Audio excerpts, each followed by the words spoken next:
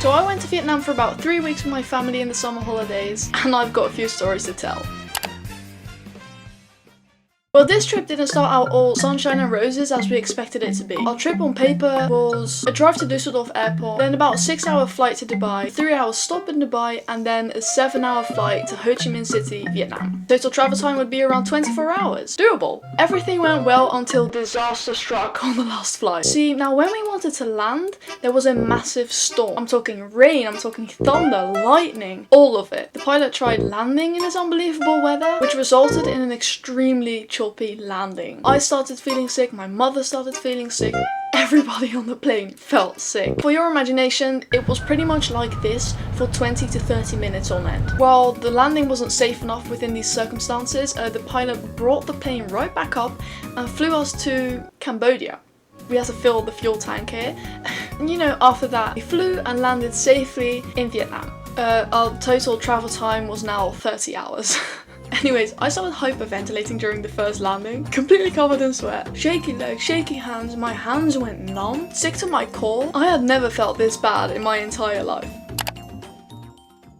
The first of many. The airport scan, just to make this travel even more successful. We stepped outside of the airport to look for a taxi that could bring us to our hotel. Now this place is completely packed with taxis. One guy came up to us, said he could drive us there. We said yes, we stepped into his car. You know, the usual. At first, he drove us to some dodgy place along the street with just a bunch of men sitting on these tiny stools. He told us we had to pay 750,000 dong, which is the Vietnamese currency, and that is about 29 euros. You know, we weren't very experienced. We didn't know this was a very high price. Once we paid, he got out of the car, walked up to the men, and some other guy just came into the car and was gonna drive us to the hotel. This new man didn't speak any English and just laughed at anything we said. So we were just sitting there like, yeah, just drive us. You know where we need to go. You know where we need to go. Also, this guy was tiny. I'm not kidding. This guy was tiny. Normally, the chair's like up to there, right? Right?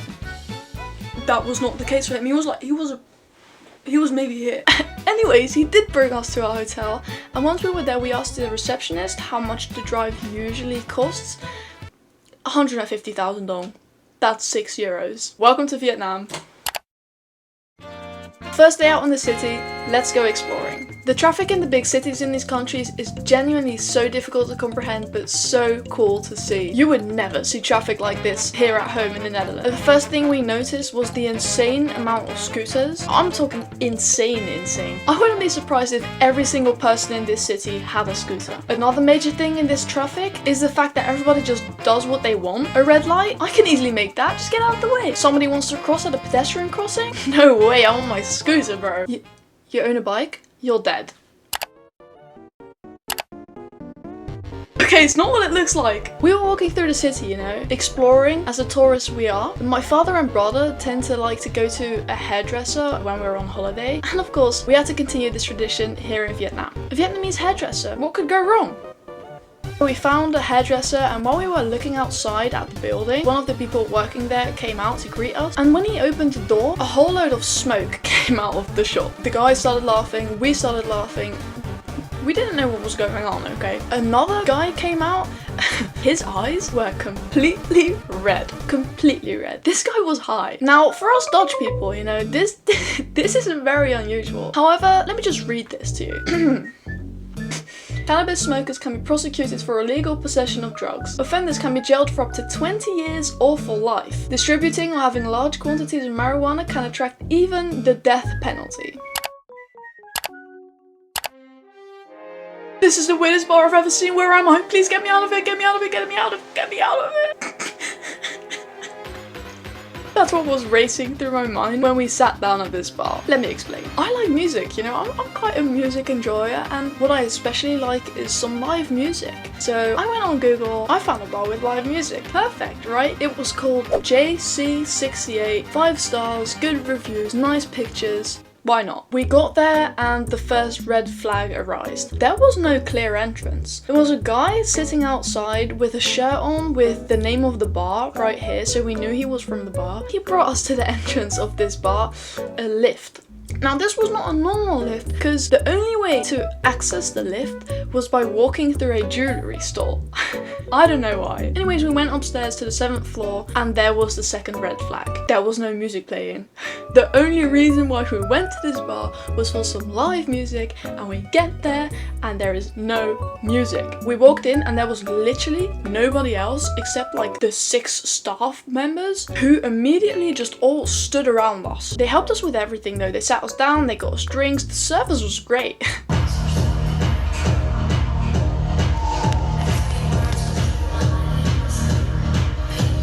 They told us the band was arriving in 45 minutes, so ignoring the really weird vibes this place was giving us, we decided to wait. There was a period of time where we just honestly weren't sure if this was really a bar or some kind of dodgy strip club, based on how some people were dressed, you know? All jokes aside, once the band showed up, we actually had a pretty good time, ignoring the weird people that actually did show up and the waitress just standing beside our table ready to take action whenever we wanted to. And the band even played a Beatles song.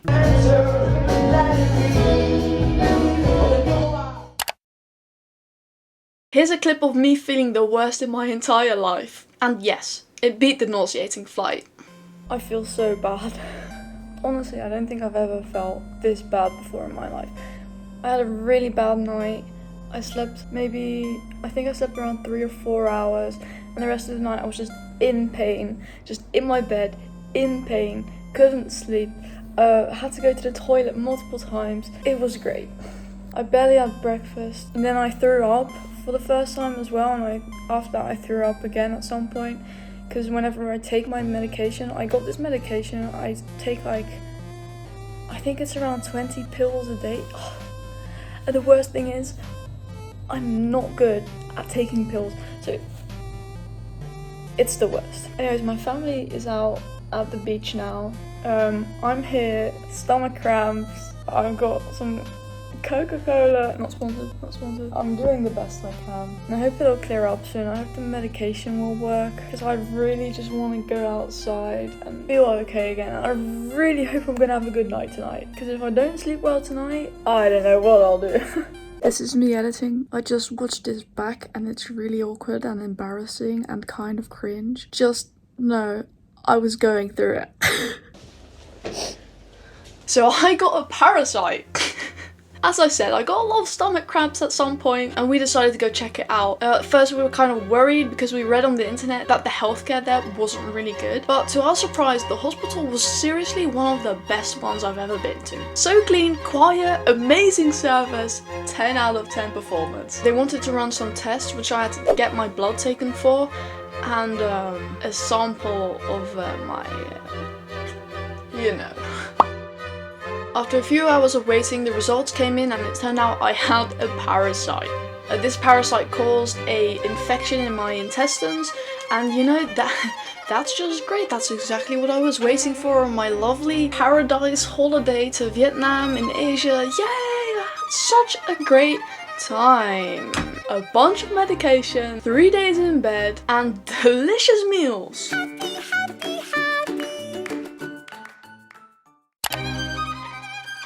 Oh, this is great. A power cut when I feel like I'm about to throw up every single second. Yeah, this is perfect timing. This is perfect timing. A power cut from 6 in the morning to 7 in the evening. This is the travel life, baby. Bring it on. No aircon, no electricity, no warm water.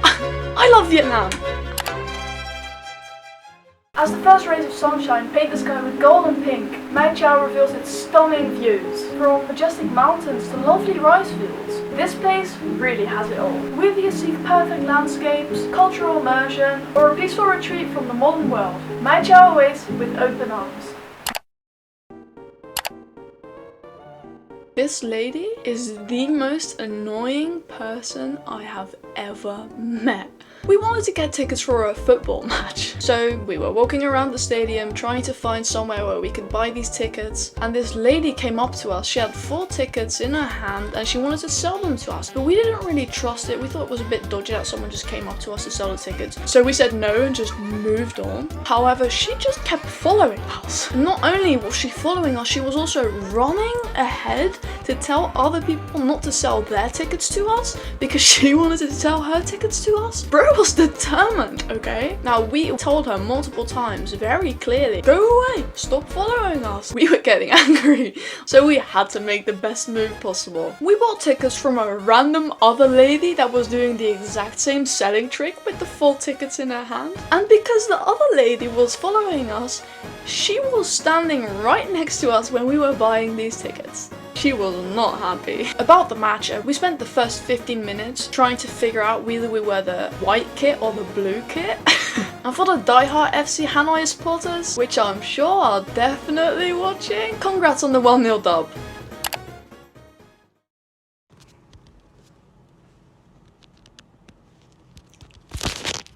This toilet had to be tested.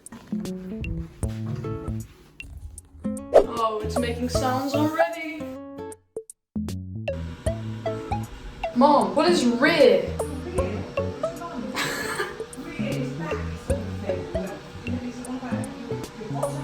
I'm gonna try it.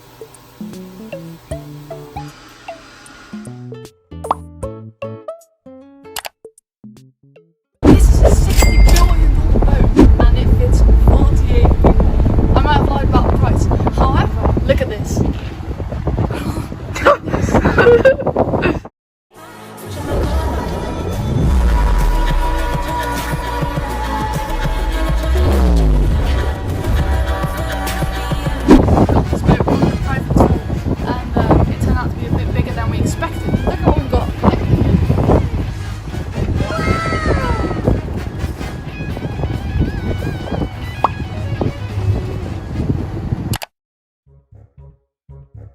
To end this video on a good note, here's Train Street, one of the hotspots for tourists in Hanoi, the capital of Vietnam. This is because you can get really close to trains that just go right through a street. You just sit in a restaurant or a cafe on this street and it's just open to the train tracks. It's really cool. The funny thing about this is that it's technically not allowed to just walk over the tracks to get to the restaurants. So there's these people outside on the street that will just get any tourists and they just bring you through like really dodgy pathways through random shops and stuff to the train street and to all of the little restaurants. Hey, if it works, it works.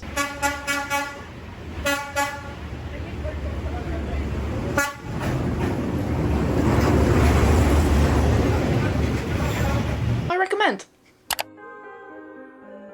Vietnam is great. Really, I love this holiday. I had such a good time. These stories were really just for jokes, you know. I really love this country. Thank you so much for watching and please like and subscribe if you enjoyed.